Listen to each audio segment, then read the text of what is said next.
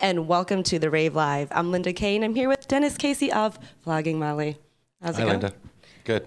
All right, well, welcome back to the Rave. Thanks. Came on a nice, wonderful day. It's warm out. Yeah, we were just talking about that, and it's all cloudy and hazy, but we're right on a lake, one of the Great Lakes, right? Mm-hmm. Yeah, I live on one of the Great Lakes too, so yeah. Same weather. All right. Well, first of all, just like how has this year's Green 17 tour been going so far? I know it's winding down, obviously, with St. Patty's coming up, but I would say this tour, as all the other ones, has been quite a success. A lot of the venues are larger. Turnout has been great, even in this economy, and we're just blown away by all the people that keep coming out to see Flogging Molly, and it's great that we do this every year, and it keeps growing, and we couldn't be happier. Like today, even today at the Rave, we're playing the ballroom, not the smaller. I don't know what you call the smaller. The Rave. The Rave. Oh. Rave room. The Rave room. Yeah, we usually play there, but now they bumped it up, so it's going great. Well, let's just talk about your journey, just from the days at Malones to this huge international success that you have today. I mean, just like, what's this journey been like? It's been a gradual climb. You know, there was never any spike in our rise to where we are right now. We tour relentlessly, and we put on the best live show we can, and try to keep it real and like meet as many people as we can, and not have this like separation of, band and fan. And so I think that's pretty much what we've been doing, and it seems to be working. And I mean, it also helps that Dave writes really good songs. I mean, it's got to start there, and it's been quite a ride. I certainly, I have to say, I did not expect this much way back in the beginning. I just wanted to quit my job.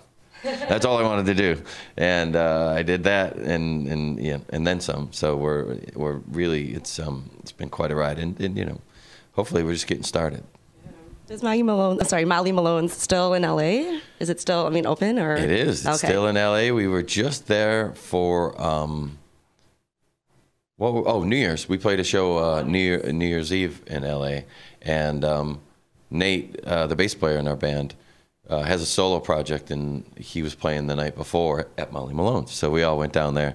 So it was kind of like going home in a way. Nice to go back to your roots. Yeah, right back to our roots. And he played the bigger room though. So there's two rooms now. Before there was just the one room, which was about the size of this room. So. Wow. Nice. So what are your personal influences in just creating this beautiful sound that you guys have? Musically? Both ways. Just like this, as far as style or your own personal influences that you have. Oh, okay. As a band like Flogging Molly, there's 7 people, and none of us sort of grew up together. We're all different ages. We're from all different places in the world, and we all met in LA at Molly Malones, and so the influences are vast and diverse. It goes on and on and on and on and on. But there's some common themes like Johnny Cash, the Dubliners. For me, I'm a guitar player, so we really like Jimi Hendrix, AC/DC. Then there's the Dead Kennedys, the Pogues.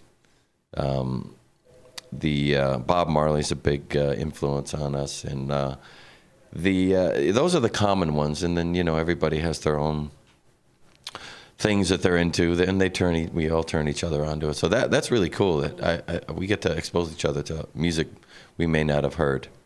Yeah, so that's the best part, and then you just make your own. Yeah, and especially like the traditional Irish end of it. Like I said, being a guitar player, traditional Irish music doesn't really lend itself to playing the guitar. It does to the accordion, or the violin, but after I got exposed to it and I started incorporating in the guitar, it opened my eyes and ears to something that perhaps I would have never even focused on. Well, it definitely caught on to a lot of fans around the world. The success of your current album, Float, amazing. Yeah, it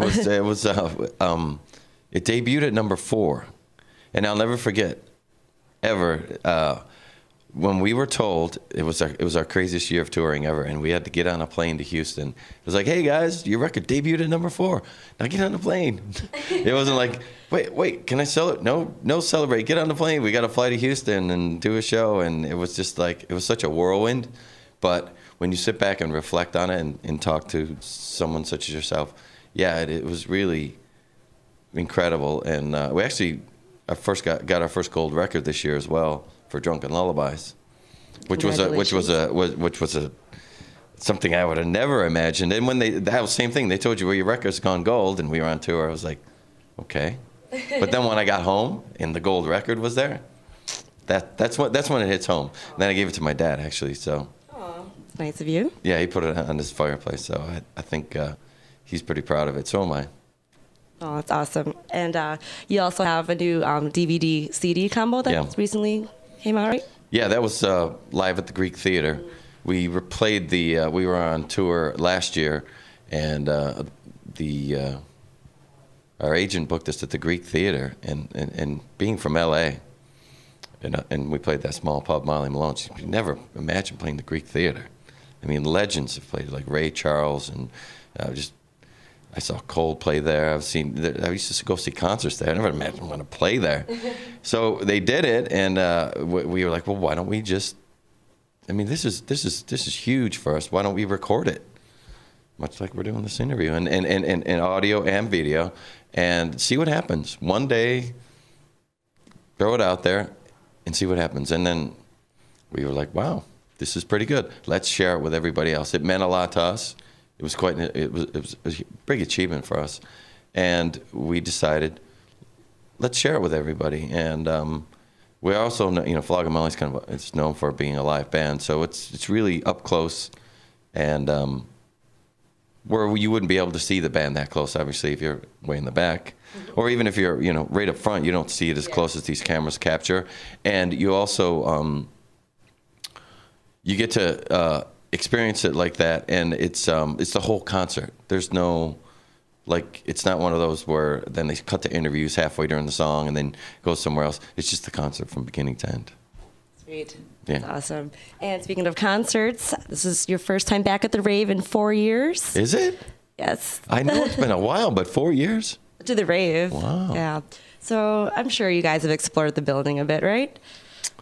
Last time I was here, I did get a tour. What do you think? I'm very intrigued by it. I am a fan of beautiful architecture, and certainly the ballroom is beautiful. And the swimming pool area was kind of creepy. Yeah. The lights weren't on, and then they turned them on, and we were walking around in the dark. And I forgot, there was a guy who was working here, was taking me around. And I was telling the guy who walked me here to this part, I like every time I come here, there's a new passageway that I see. So one day I'd like to see the whole thing. Oh, yeah, maybe you'll discover a new pathway or tunnel. I don't know. Have you been by the tunnels? People always, the tunnels, I didn't hear anything about tunnels. I'd love to see that, but are you offering me a tour? Perhaps. I've never been there, but there's always, with all the bands, I don't know if you guys hear this, there's a rumor that it's haunted. But I mean, I don't know if I believe in anything like that. So.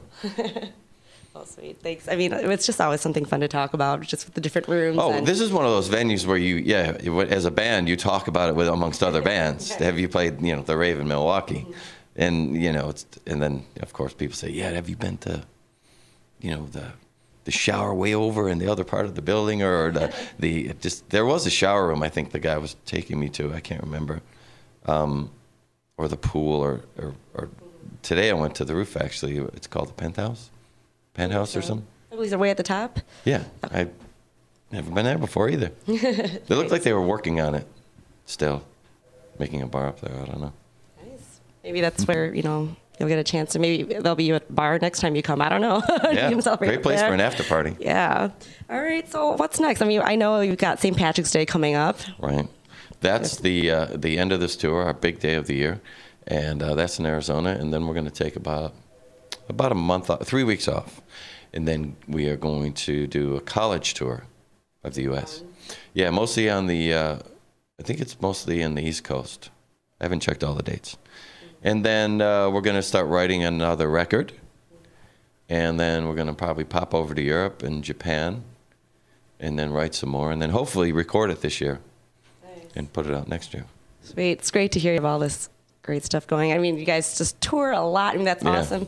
All the fans that you meet. I mean, the fan interaction, I see that. I mean, you guys are just blowing up. I mean, you're huge already, but I mean, I just congratulate you on your massive success. It means a lot because for a band that doesn't get much radio play, we're not the best looking guys around. We're not the youngest guys around.